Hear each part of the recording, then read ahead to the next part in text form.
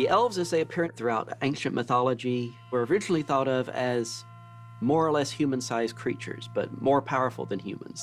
A lot like the Irish tradition of the Tuatha De Danann, the great fairy folk of Ireland who had been great warriors. The elves demand respect in the ancient legends and the ancient myths. They're much wiser than human beings. But ultimately, starting around 1600, people just stopped taking them seriously. Shakespeare was writing things like A Midsummer Night's Dream, and from that point on, we see the elves diminishing down into little fairies, dancing among the flowers. This more or less reached its peak with works like Peter Pan from very early 20th century literature. You think Tinker Bell, little flimsy creature with wings. Well, this was the Victorian and Edwardian age in which Tolkien grew up. There was a whole school of fairy painting, which was immensely popular right up to the First World War. But Tolkien, as he read his way more and more into ancient literature, he thought that the whole idea of elves and of fairies had been diminished and downgraded. And I think that really bugged Tolkien, and he wanted to go back to what he saw of as a nobler conception. Tolkien's elves were an amalgamation of all of the reading and research that Tolkien had done and all of his knowledge and love for ancient myth and legend. He's a kind of mythic Sherlock Holmes who can put the clues together in a way that nobody else ever has. For instance, there's the Old Norse fragments about what kind of elves there are. It says there are Ljósalfar, light elves, and Dökkalfar, which are dark elves. Well, this caused immense confusion to many scholars.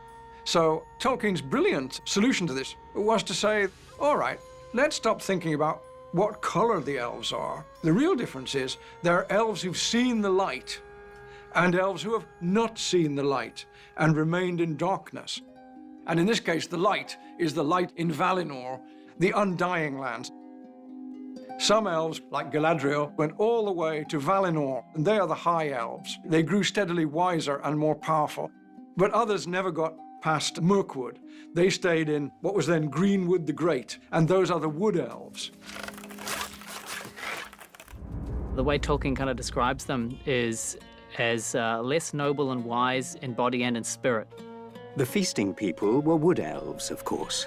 They differed from the high elves of the West and were more dangerous and less wise. It was actually quite fun to finally get to the woodland elves and to be able to show a slightly more earthy race of elves, the Sylvan elves. You know, you're reading the book, and I think my enduring memory of the Sylvan elves from the book, bit that I couldn't believe was they got drunk. There stood barrels and barrels and barrels, for the wood elves, and especially their king, were very fond of wine. Say what you like about our ill-tempered king, but he has excellent taste in wine. They are, I guess you would say, a lesser race in a way.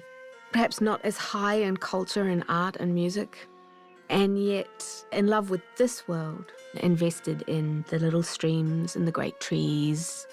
In the book, The Hobbit, the Sylvan elves are almost faceless. There's no personality to hang on to. But that doesn't work for a film, of course. It never will. You have to bring character, because how does an audience care about them? And that was the pivotal role that TAURIEL played.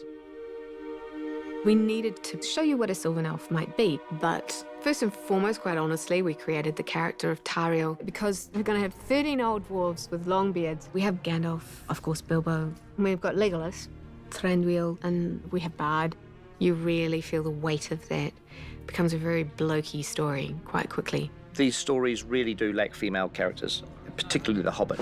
There's no girls here. This is very blokes out here. This could have been a fucking nightmare. That aspect of it. It could have been a nightmare because of the testosterone and because of the maleness flying around. We did look at where the opportunities lay for creating a good, strong female character that could have her own story. And we looked at a few interesting places where that could happen. Could she be a hobbit? We thought about the idea of female characters. We thought about somebody in Lake Town. I mean, we did consider different ideas way back at the beginning. We didn't just want to create her for the sake of creating a female character. She needed to have a purpose in the storytelling. I think it was Fran who said, she should be an elf. It just is an interesting idea because then we thought we could explore it, the idea of an elven female character who is not Galadriel. She's not the wise seer. Take it in directions that would be kind of fun as filmmakers. Originally, her name in the audition scripts was TAURIEL, which means starlight, but she needed to be more earthy. So we wrote down a whole bunch of names in Elvish and we sent them to David Salo. He does all our translations. And one of the names that we wrote down was Daughter of Mirkwood. So when it came back as Tauriel and he said it and you heard it, and it was just like, oh, that's it, forget about it, that's her name. Tauriel may not literally exist in the books, in the sense that her character is never described as we see her on screen, but there are definitely antecedents of her character in Tolkien. People always say there are no female characters in Tolkien's stories, but of course you have the Lady Galadriel, who is the most powerful of them all in many ways. And he was never averse to female characters fighting. Look at the Lady Eowyn in Lord of the Rings. She was a warrior princess. I am no man. Examples that spring to my mind are Luthien. She rode straight into Morgoth, who was like the big bad version even of Sauron. Similarly, you've got Edril, who is Elrond's grandmother. Her sword is the sword that Arwen carries. If you want him, come and claim him. There's certainly nothing in the Tolkien kind of mythology that is sexist in the way that, you know, the elvish warriors are all blokes and the women stay home and cook. I mean, it's not like that. But at the same time, we didn't want Tauriel just to be Xena warrior princess. You know, she had to have more complexity and more interest. Over the months, Tauriel's character evolved, and we did a lot of design work that involved the leaf mail. Very fortunately, I sit as a judge on this amazing event in New Zealand that happens every year called the World of Wearable Arts. And it was on stage I saw this dragon light woven out of leaf mail and fine chainmail costume that was so beautiful and so inspiring, created by a New Zealand artist called Eve Gilliland. So I approached her and asked her if she'd consider coming to the workshop and sharing it with us. It has an amazing movement quality to it. You can see that it's just straight, sticking to the form. Yeah, no, it's fantastic. The model looked amazing. It's fantastically I love this, where see that movement there with those little jewels? Yeah, that's terrific. And on stage, that looked incredible. Yeah, that's almost the sort of movement that we want the elves and the trees to have, isn't it? That kind of unholy movement. We then hired Eve, and she worked tirelessly for many, many months working with this technique. This is at a similar time that Nick was evolving his ideas, and so he started to bring Eve's design influence into his drawings.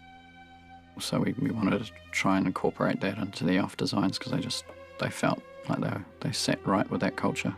But ultimately we ended up pushing that scale mail idea as sort of Tauriel's more signature look.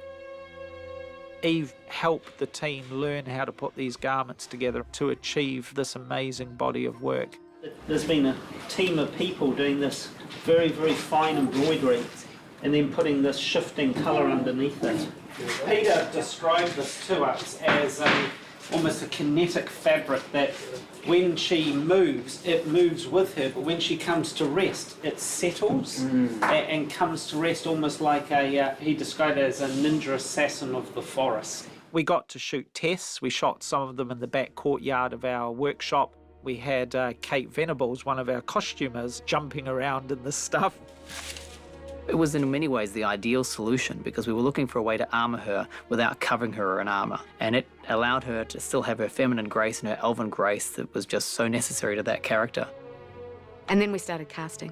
In Tauriel's case, we needed her to be someone who could be brave enough to take on a character who is not actually part of the book. And you know, it's hard to find the right person who can do that. And we had met and known Evangeline previously, so she came to mind. When I received a message that Fran Walsh and Peter Jackson were trying to get a hold of me, I was laid up in bed post-labor, unable to, I was bedridden. I couldn't get up on my own. So Fran and I were both sitting there thinking, she's never gonna say yes. She's never gonna say yes.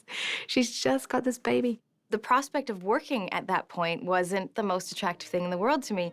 But when I was asked to play an elf in The Hobbit, my favorite book of all time, I couldn't say no.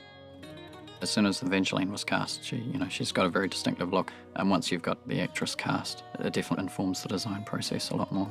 Kind of makes it more concrete, and you kind of see what works and what doesn't a bit clearer. When I arrived, the look that I was supposed to embody was depicted in a graphic sketch. I don't look like that graphic image that I came to see when I first arrived. I wish I did. I saw the graphic image and I went, oh, that's what you're gonna make me look like, that's amazing. And then they put the costume on me and I looked like a female dwarf. Wow. I mean, it didn't help that I was only 3.5 months post-pregnancy. I was so stocky. It was horrible. I didn't look elegant, I didn't look graceful, I didn't look elvish at all. I looked like a little dwarf. It's not flowing in the way that it did in the drawing, for example, for whatever reason. Something that really was like liquid coming, that was always the hope, that it would have this kind of liquidy flow. It didn't work, so he discarded it and started again. So the head of wardrobe sat down and she made a design and she tried it on me and we knew we were on the right track. Tauriel's costume incorporated 2 colorways of this tree bark fabric I got, and she had a coat of that green, and over the top of that she wore a very fitted brown leather corset, and down the front of it we had these laser cut leaves. I'm quite fond of layering fabrics so you get a glint of something else, and particularly on the elves I wanted them to have a slight magical feeling where you kind of go, whoa, what is that exactly?